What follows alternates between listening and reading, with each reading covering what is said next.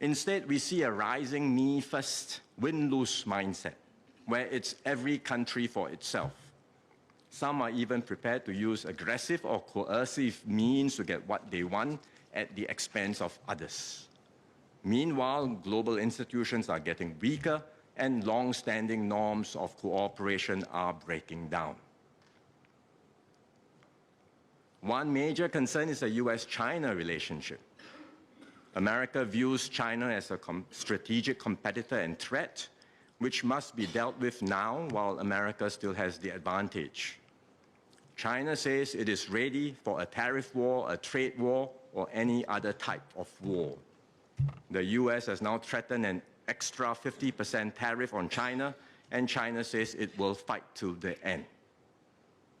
There are fewer channels for dialogue, which can serve as guardrails to manage the relationship. So if the disputes escalate and destabilize US-China relationship, the consequences for the world would be disastrous. We must be mentally prepared. The predictable and rules-based order we once knew is fading. The new era will be more volatile with more frequent and unpredictable shocks. We must be ready to stand firm and protect our interests, no matter how the external winds may blow. What does all this mean for Singapore? In the near term, we expect weaker global growth, which means external demand for our goods and services will fall. The outward-oriented sectors of our economy will suffer the brunt of the impact. They include manufacturing, especially segments like electronics and semiconductors, biomedical science, which have higher export exposure to the US, wholesale trade and transport will be impacted. The global uncertainty and dampened sentiments will also impact some services industries, including finance and insurance.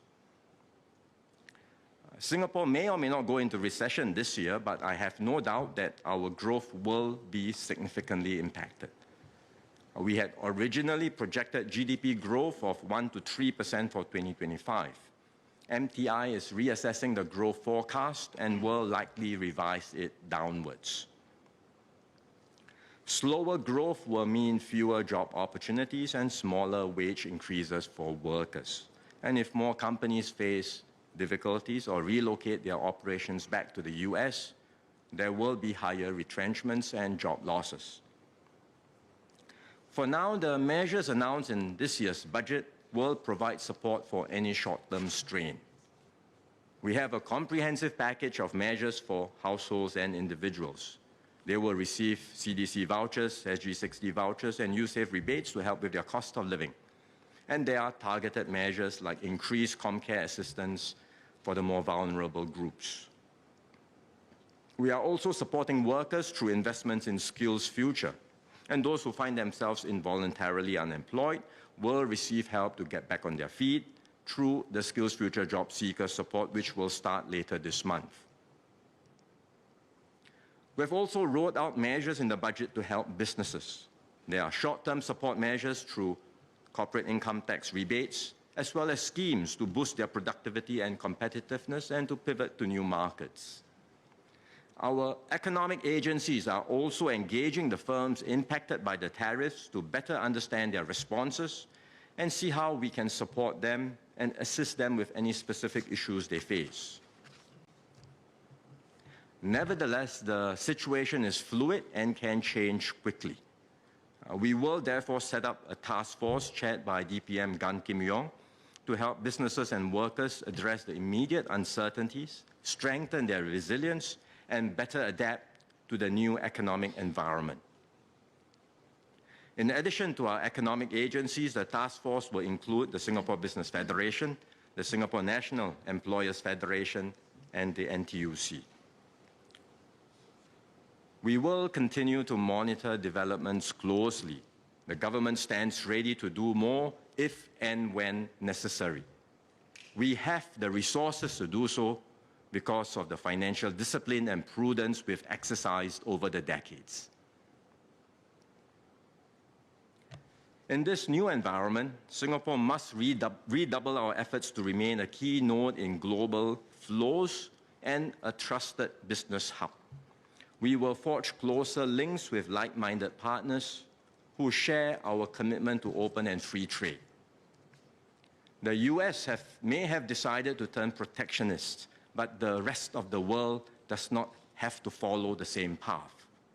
We will identify other partners to join us and work around this to ensure resilience and maintain critical parts of the multilateral system while laying the foundations for a possible new and different global system that can be achievable later. And this is why I've made the effort to engage and visit my counterparts in different countries. I touched base with the UK Prime Minister Keir Starmer yesterday and have a few more conversations lined up in the coming weeks. They are all keen to do more with Singapore and to expand our economic cooperation, including in new areas like the digital and green economies.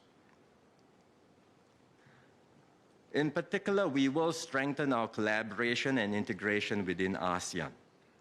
Last Friday, I spoke with Malaysian Prime Minister Anwar Ibrahim. Malaysia is also the ASEAN chair this year. We agreed to accelerate ASEAN's integration efforts to make our region more attractive and competitive. A special ASEAN Economic Ministers meeting will be convened later this week. They will discuss further ways that ASEAN can work together to strengthen intra-ASEAN trade and to send a strong signal of ASEAN's commitment to regional economic integration. As a group, ASEAN will also continue to strengthen our links with like-minded partners in areas of mutual interest. Mr. Speaker, we are entering a changed world. The only way Singapore can make it through the gathering storm is to stay united, pool our resources, our resilience, and our resolve.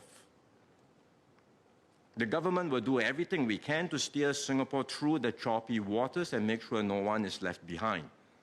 We will keep our economy open, our society cohesive, and our institutions strong. We will create new value propositions for businesses and investors. We will act boldly and decisively when needed to ensure Singapore continues to succeed. Above all, we will put the interest of Singapore and Singaporeans at the center of everything we do. The road ahead will be harder. The dangers are real, but so too is our determination. In many ways, we are in a better position than we were 60 years ago when we became independent.